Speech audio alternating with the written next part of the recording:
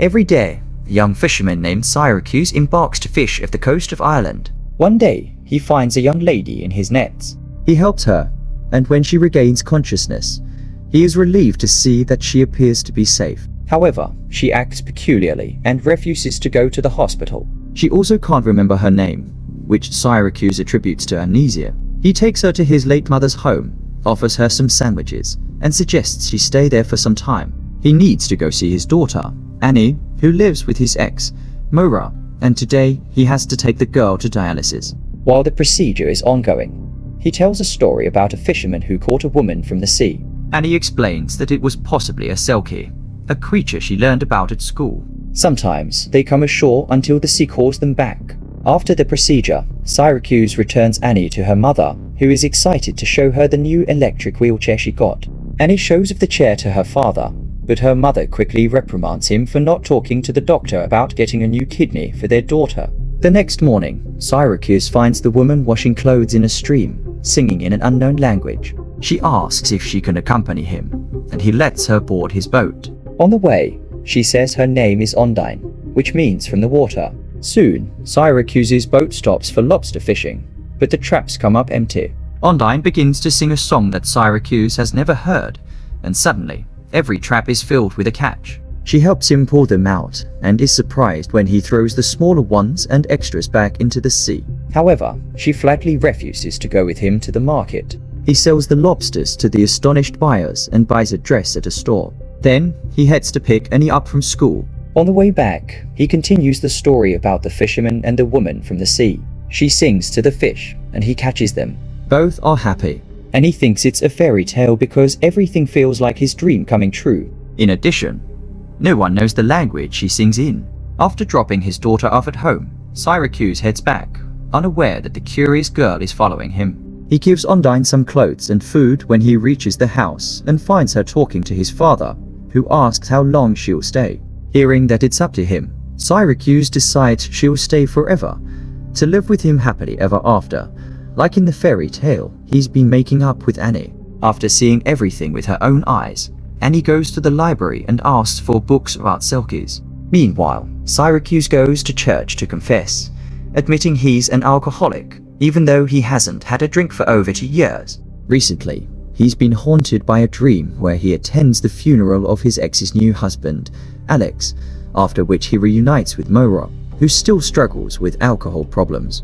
The priest advises him to see a therapist, but Syracuse reminds him of the secrecy of confession and tells him that he pulled a woman out of the water with his net and is now hiding her from everyone else. The priest asks him to come to mass, as there's no other way he can help him. Meanwhile, Annie is studying legends about selkies. Ondine cleans the cottage and examines the new items Syracuse brought her. She is particularly fascinated by the fishnet stockings, which she stretches over one hand, making them look webbed. The next day, Annie goes to her grandmother's cabin and sees Ondine swimming. The girl boldly approaches the shore and declares that she knew all along the story about the fisherman and the selkie isn't a fairy tale. Annie tells her about her illness and asks her to heal her, but Ondine says she doesn't know magic.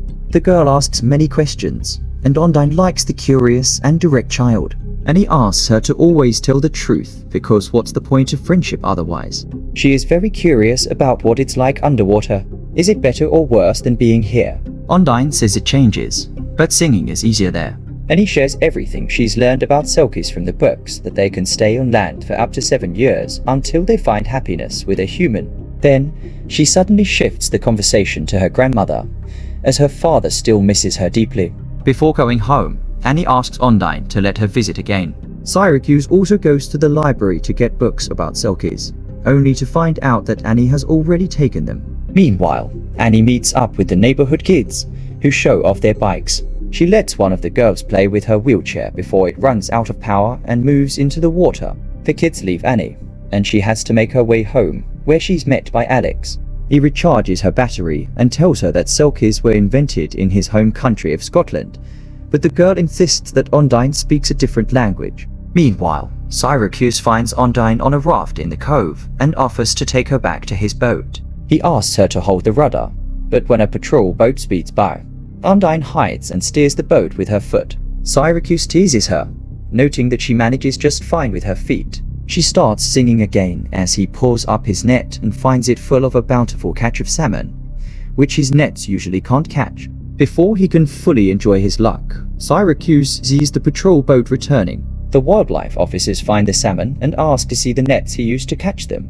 He shows them the usual nets for catching salmon, but they are completely dry, meaning he's telling the truth. However, the men notice Ondine in the hold. She confirms that Syracuse caught the salmon in a regular net, and they leave the boat, relieved that the officers believe their story and that nothing happened when Ondine was seen by others. They head to the harbor together to sell the catch. Syracuse offers to buy her a gift, and she asks for another dress, which she'll choose herself. On the way to the store, they run into Annie, who is excited that their story isn't a fairy tale. The girl helps Ondine choose an outfit while the townspeople gape at the stranger through the shop window.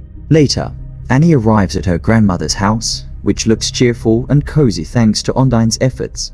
Ondine offers to teach the girl how to swim, and she agrees, since she'll have someone from the sea by her side. The two of them play in the shallow water when Ondine suddenly sees something in the water and asks Annie to get on the raft. She pulls out a bundle which Annie calls silky clothes. According to legend, if she buries it in the ground, she'll be able to stay on land for 7 years, as long as her sea husband doesn't come for her. After listening to Annie, Ondine buries the clothes in the garden, and Annie counts the steps to remember the exact spot. Later, she tells her father and urges him to watch out for strangers. In the meantime, they all head to the local festival by boat. Ondine denies Annie's claim that she can grant wishes, as she's not really a Selkie. Upset, Annie pretends that her wheelchair brakes have failed and falls off the dock, wanting to test the truth of her words. Syracuse jumps in to save her and pulls the girl to the surface. He carries Annie home and hands her over to Mo and Alex. Later, Ondine tells Syracuse that the wheelchair's brakes work just fine and that Annie was testing her ability to breathe underwater.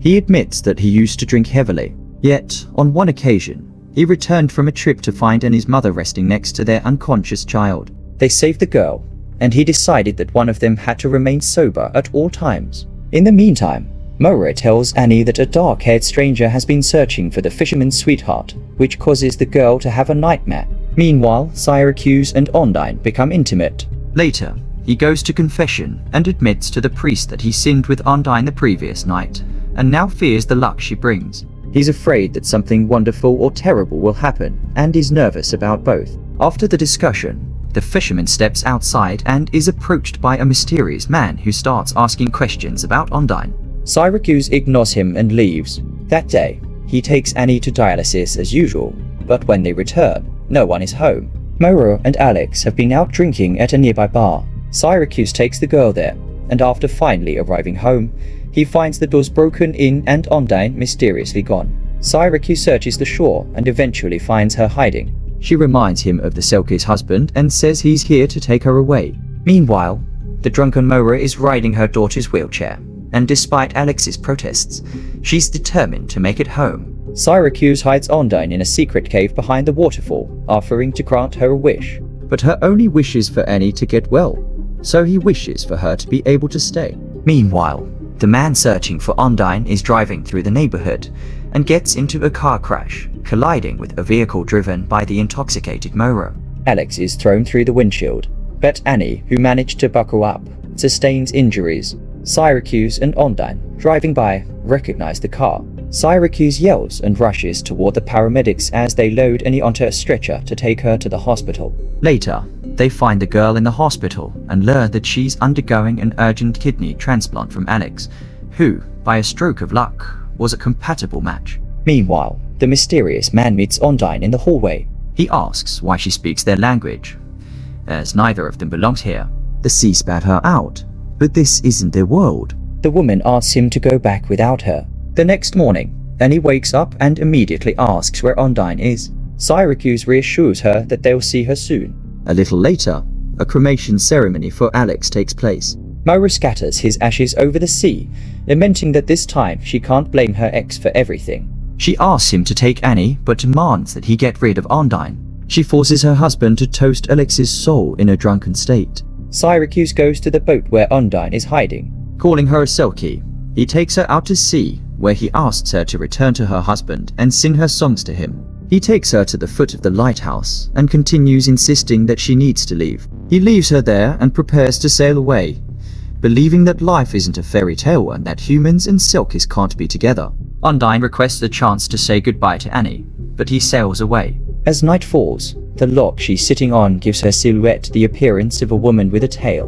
Waiting for dusk, she jumps into the sea. In the morning, the priest wakes a depressed Syracuse, who realizes he's made a big mistake. He brings Annie home from the hospital, and the girl comforts him, saying that Ondine will return because she left something behind. Later, Annie watches TV, where the Icelandic band Syracuse is performing. Suddenly, Syracuse recognizes the words and realizes that Ondine was an ordinary woman. He races to the lighthouse, and at first, he can't find her anywhere. He runs along the shore, yelling, but soon he sees a fire where Ondine is warming herself. At first, she says she's a sea creature who found her enchanted clothes and buried them so she could stay forever with the family she loves. But Syracuse demands the truth. Ondine then admits that she was a courier, smuggling illegal substances from Romania. She was on a boat with a backpack full of drugs when the police closed in. Her handler threw her into the water because he couldn't swim. She swam until she couldn't anymore, then she drowned, but she was caught in Syracuse's net. The woman tells him her real name is Iona. The fisherman takes her home, where criminals are already waiting, having kidnapped Annie. Syracuse tries to fight them off, but he can't handle two armed men. Annie had told them about the Syracuse clothes buried in the garden, and the men demand to be shown the spot.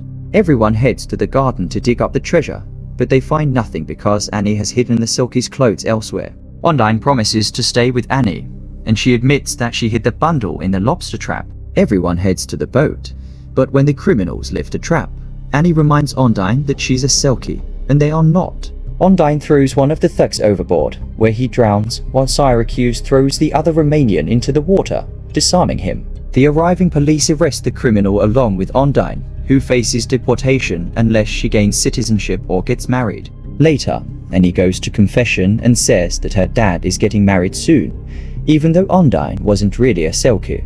But you can't marry a seal, can you? In the final scenes, a girl in a white dress and a fisherman in a suit sail off on their boat for a honeymoon, bringing to life the fairy tale of a human and a Selkie's happiness. That's where the film ends.